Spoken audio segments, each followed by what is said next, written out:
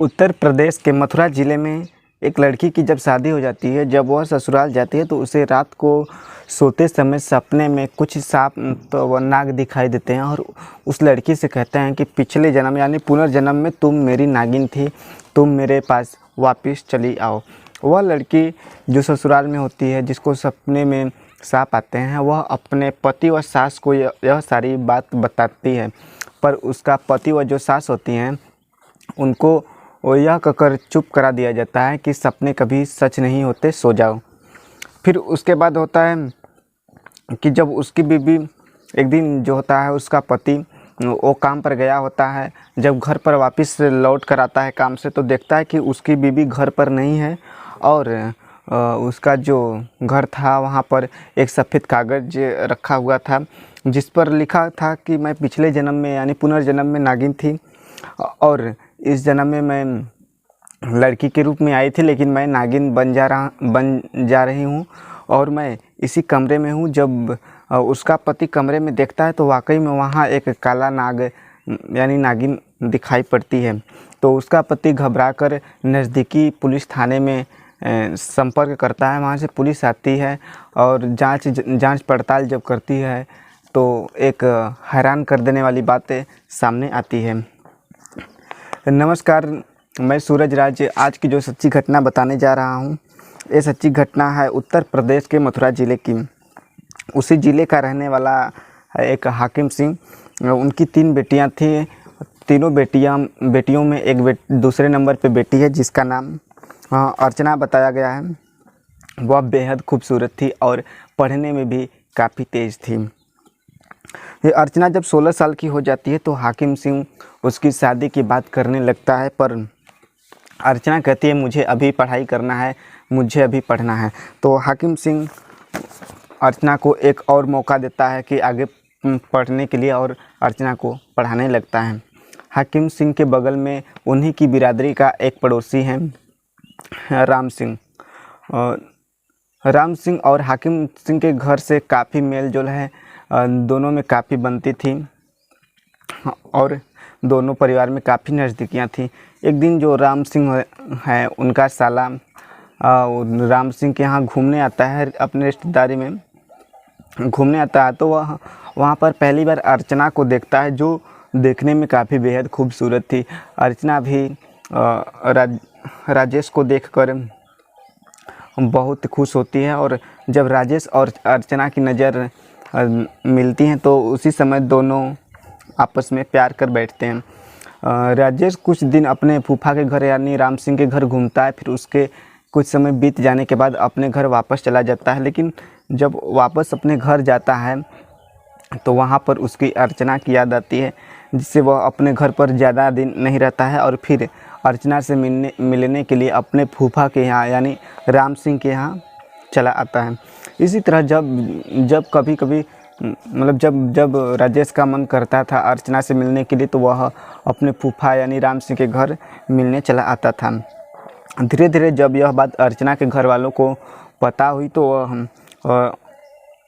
राम सिंह को, जो अर्चना के पिता होते हैं हाकिम सिंह, वह राम सिंह के घर जाते हैं और कहते हैं कि ये जो राजेश लड़का है इसका चाल चलन कुछ ठीक नहीं लग रहा है। तो और सारी बात बता देते हैं हाकिम सिंह राम सिंह के। तो और राम सिंह इतना सुनने के बाद गुस्से में आ जाते हैं और राजेश को कहते हैं तुम मेरे घर बिना काम का कभी मत आना, जब कभी काम हो तभी मेरे घर आना। फिर उसके बाद वहाँ से राजेश को अपने घर से वापस कर देते हैं, उसके घर भेज देते हैं। फिर इधर जो होती है अर्चना, उसकी शादी, उसके पिता जो होते हैं हाकिम सिंह अर्चना की शादी तय करने लगते हैं। तो राम सिंह से कहते हैं कि अगर आपकी नज़र में कोई लड़का हो तो बताइए, इसकी शादी कर दी जाए। तो जो राम सिंह होते हैं तो वे बताते हैं कि मेरे रिश्तेदार में एक लड़का है, बहुत अच्छे ख़ानदान से है, अच्छा काम भी करता है, अच्छा घर भी है। तो हाकिम सिंह को ले जाते हैं राम सिंह अपने रिश्तेदार के लड़के को दिखाने, जिसका नाम बिरजू होता है। तो हाकिम सिंह बिरजू को देखकर पसंद कर लेते हैं और वह हम पसंद करने के बाद घर आ जाते हैं। तब जब यह बात अर्चना को पता चलती है कि उसकी शादी तय हो गई तो वह किसी तरह राजेश को फ़ोन करती है और सारी बात बताती है, कहती है। तो राजेश कहता है कि मैं भागकर शादी तो नहीं कर सकता, क्योंकि ना मेरे पास कोई पैसा है, ना ही मेरे पास कोई नौकरी है, जिससे अगर मैं भाग भी गया तो तुम्हें रखूँगा कहाँ और हम लोग रहेंगे कहाँ। तो इसके बाद और कहता है कि जिससे तुम्हारी शादी हो रही है वो मेरा सगा ही मामा है, तुम शादी कर लो और हम लोग वहीं पर मिलेंगे। यह सुनने के बाद अर्चना भी खुश हो जाती है और चुपचाप वह शादी करके अपने ससुराल चली जाती है। और जब ससुराल में जब जाती है तो उसका पति कोई काम पर चला जाता है, घर पर कोई नहीं रहता था, तो वह फ़ोन करके चुपके से राजेश को बुला लेती थी और दोनों आपस में खूब बातें भी किया करते थे और शारीरिक संबंध भी बनाते थे। एक दिन अर्चना का पति कहीं गया था, वह घर पर आता है, देख लेता है राजेश और अर्चना को आपत्तिजनक स्थिति में। तो मौके पर तो राजेश भाग जाता है, मगर जो अर्चना होती है उसका पति बिरजू जो होता है उसकी काफ़ी पिटाई करता है। उसी दिन से बिरजू और अर्चना में काफ़ी लड़ाई झगड़ा होने लगता है। जब वो अर्चना और राजेश को बिरजू देख लेता है तो राजेश का आना जाना उसके मामा के यहाँ बहुत कम हो जाता है, जिससे अर्चना मिलने के लिए बेचैन हो जाती है। तो वो जो राजेश होता है वह एक प्लान बनाता है कि तुम अपने पति और ससुराल वालों को एक झूठा बहाना बनाना कि तुम पुनर्जन्म में नागिन होने का बहाना करो, और एक दिन हम लोग इसी बहाना के पीछे हम लोग भाग जाएंगे। उसी दिन से जो अर्चना होती है अपने पति से कहती है कि मेरे सपने में नाग आते हैं और कहते हैं कि पिछले जन्म में मैं उनकी नागिन थी और मुझे वापस बुला रहे हैं। तो उसका पति कहता है कि ये सब सपने कभी सच नहीं होते हैं, तुम सो जाओ। इतना कहकर वह शांत हो जाता है। एक दिन जब उसका पति बिरजू काम पर गया होता है तो काम पर से वापस लौटता है, देखता है कि घर पे ना अर्चना है ना ही कोई है।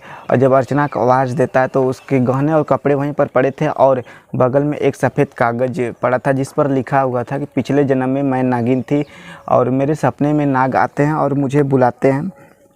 मैं आज जा रही हूँ और इसी कमरे में हूँ, अगर मैं मिलूँगी तो मुझे जंगल में छोड़ देना। जब बिरजू कमरे में ढूंढता है तो वाकई में वहाँ पर एक काला सांप दिखाई देता है, जिसे लेकर बिरजू पुलिस वालों के पास जाता है।